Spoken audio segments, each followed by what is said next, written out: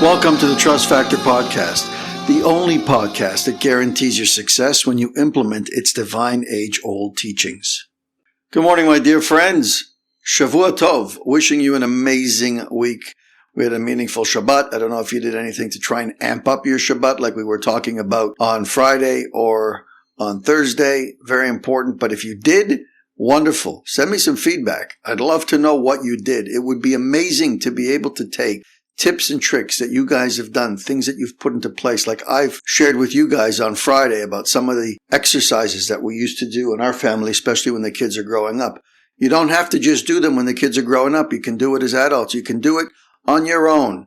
There are many ways to amp up your Shabbat. If you've got ideas, if you've done things in the past that have worked out for you at different stages of life, send them my way. Send me a private message and I'll share it on the podcast. Let's help each other to take our Shabbats to a whole other level. Today, there's going to be a draw for the Garden of Emunah books. I picked up 10 copies when I was just in Israel, right from the head office of Breslev, where they have a complete library with just so many volumes of different books, which are all incredible. I picked up 10 fresh copies, 2 different versions, the traditional version and then the universal, which is a little bit more of an entry-level type approach where just some of the verbiage is changed, but really it's an identical book for all intents and purposes. So all you need to do is comment on a podcast, click share, do something, get engaged. Ideally, you're sharing it because like we said many times, we want to help people. And right now there's a lot of people who are in need of that help. So I'll make a draw today. I'll notify the winner tomorrow and we'll do it every week for the next 10 weeks. Don't lose heart from setbacks, my friends. What does that mean? We have to have 2 mindsets, he tells us. Before we do something, before we set out on a mission, we must try our best to make the best decision and invest our best effort. What is the message here? The message is you're not allowed to sit back. You're not allowed to be lazy and just say, God will take care of it. Everything will happen for me. Whatever's supposed to be will be. Everything happens for the best. While some of those things are correct, there's always a caveat. And the caveat is that we need to step up and act. And we have to not just act, but we have to give our best effort. And it can't just be an act. It needs to be our best effort. And when God sees that you're giving your best effort, then he steps up to help you. If you're not doing it, if you're sitting on the sidelines, if you're waiting for somebody else to do the heavy lifting and for you to get paid, good luck. It's not going to happen. You can dream about it, but it simply will not happen. In the Torah, it gives an example in the Gemara of an individual that you've come across on the road and his horse and cart have fallen over and he needs help lifting it up. And you come over to help him. But while you're trying to help him, he's fully capable. He's just sitting on the sideline. Or he's taking a cell call, like today, let's make it modern. You pull over because somebody's got a flat tire on the side of the street. And you want to give them a hand because you're a good person. And this person is on a business call and doesn't acknowledge you, is doing their own thing. They're actually letting you do all the work. You're not allowed to help them. That's the message. The lesson is you're not allowed to help this person unless they get up and help themselves. If they're actively engaged in trying to make their situation better to the extent that they are physically and emotionally capable, then you have the ability to help them out.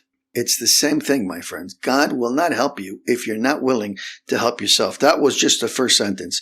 After we've done something, we took an action, we must realize that the outcome is in the Creator's hands and not in our hands. Okay, the inspiration was felt. We took an action. We made a decision. The rest is out of our hands, but we roll forward with it. It doesn't mean I've decided to build a business. Okay, I'm making that commitment. Now I'm going to sit on my couch and wait for something to happen wrong. You have to give your best effort and your best investment of time and energy and resources. Therefore, when you operate from this perspective, friends, you never persecute or blame yourself for setbacks because you know it's out of your hands. He should learn from these setbacks, assess himself, correct whatever needs correcting, and move forward. Now, you're not always going to know what needs correcting because there are a billion transactions that have led up to the quote-unquote success or failure of that new venture that you've set out to accomplish. You don't know what's happened in those transactions, or you don't know how they've positively or negatively impacted your success in this venture. But do you know who does know? Your Creator. So we can only hope that things turn out the way we think are correct, but we have to be prepared to accept with absolute love that they may not. And when they don't work out the way that we wanted them to, like they say, man plans and God laughs, then we say, thank you, God, for getting involved in making sure that it didn't work out. Because I know that had it worked out, in my eyes, it would have been the worst thing for me.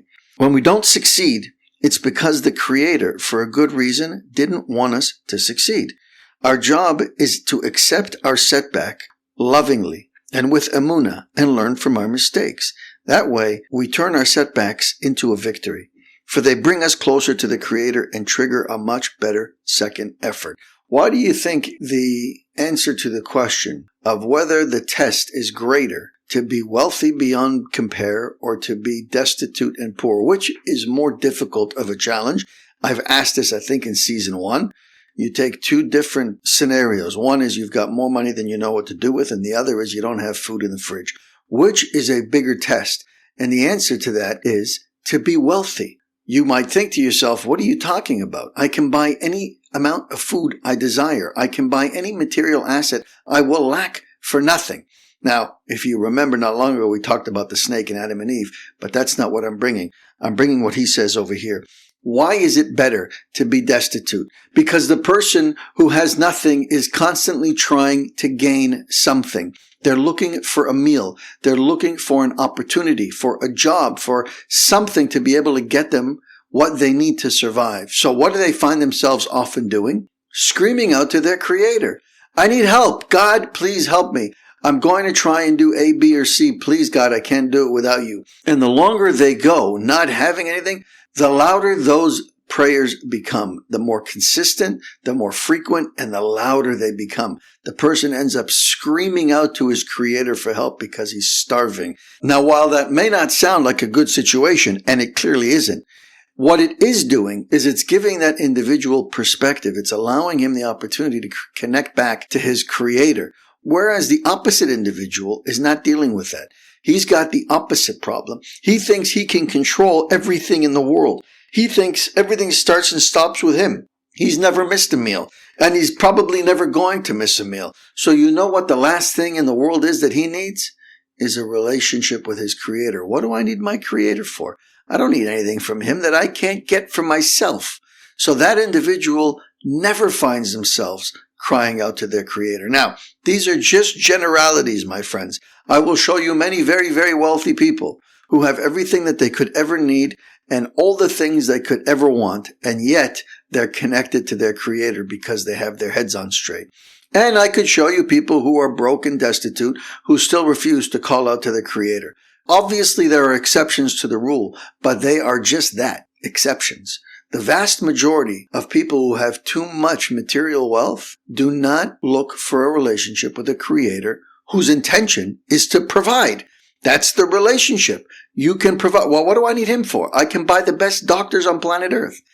I can do whatever I want. Nobody will stop me. The word no doesn't exist in my lexicon. So why would they have a relationship with their Creator? That's the biggest downside, my friends. That's what the upside to dealing with setbacks. If you're somebody who doesn't have what you think you want or the things that you need, you will find yourself working on your relationship with your Creator. One who doesn't accept failure with emunah exhibits arrogance, for he thinks that he's responsible for his lack of success. I can tell you personally of the thousands and thousands of people that I've had the opportunity to meet, whether it was when I was bringing in my rabbi for lectures or giving lectures and teaching myself, I could tell you that the vast majority of the time when you have a very challenging time getting through to somebody to explain to them or to demonstrate clearly in simple terms that there is a Creator and that he wants the very best for them and that they can have him in his life,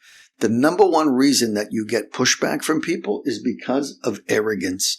The more arrogant an individual is, the more they think it's me, it's all me, the harder it is for them to come closer to their Creator.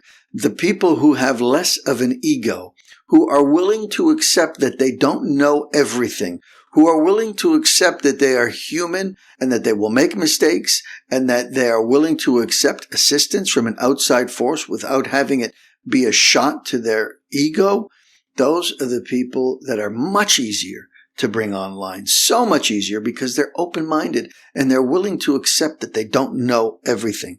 Clearly, the arrogant person attributes his success to himself. The words he might say, you hear this from people. Thank God.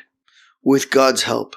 You hear people saying this all the time, but their actions speak a lot louder than their words do. You know that it's only lip service. It's all superficial. The true test of Emunah, my friends, is how a person reacts when he doesn't succeed. Is he still happy? Does he still say thank you? Does he accept it with love? Does he persecute himself and blame other people? You have to look at these things because the actions will tell a story. A person with Emunah, that everything comes with the Creator, will even thank the Creator for his setbacks and shortcomings, and he'll try his best to understand what the Creator is trying to teach him. His setbacks will be springboards to success. It's like a bow and arrow, my friends. I think I gave you the analogy. When we say here that your setbacks will be your springboard to success, what's it like? It's like you take a bow and arrow, and you put that arrow in your bow and you pull back. Or a slingshot. You put that rock in that slingshot and you pull back. The further you pull back on that slingshot or that bow, the farther that projectile is going to fly when you decide to release it. It's the same analogy. It's a beautiful analogy. God pulls you back. He gives you setbacks. Why? Because those setbacks, like we just said, are designed to make you bulletproof. How do you become bulletproof? By connecting back to your Creator when you're having a setback, when you're feeling down and out, recognizing that everything is perfect and still being grateful even for the downside. Now you tell me, how could anything negative happen in your life when you're happy for the positive and you're happy for the seemingly negative? You're bulletproof. Nobody can get to you. Nobody can move you. Because you know that it all comes from your Creator and that it is all perfect and you accept it equally with love. What does that mean? You made $1 million. You say thank you, Hashem, and you jump for joy.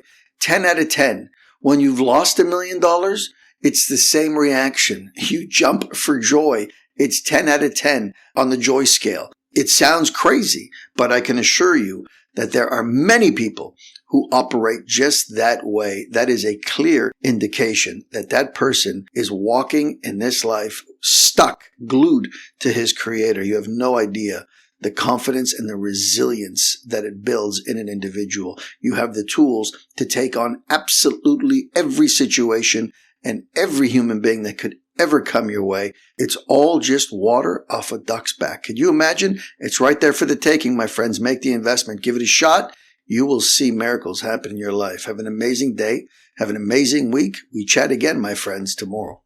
Thank you for spending time with us on the Trust Factor podcast. If you've heard something today that moved you, save this episode and share it with someone who might need to hear it. Be sure to subscribe so you don't miss upcoming conversations that challenge, empower, and uplift. And if you're on social media, connect with us. Leave your thoughts. Drop a quote that resonated with you. Hashtag the Trust Factor Podcast. Until next time, keep growing in your trust and keep living with purpose. I'm Jesse Revivo, and this has been the Trust Factor Podcast. Thanks for listening.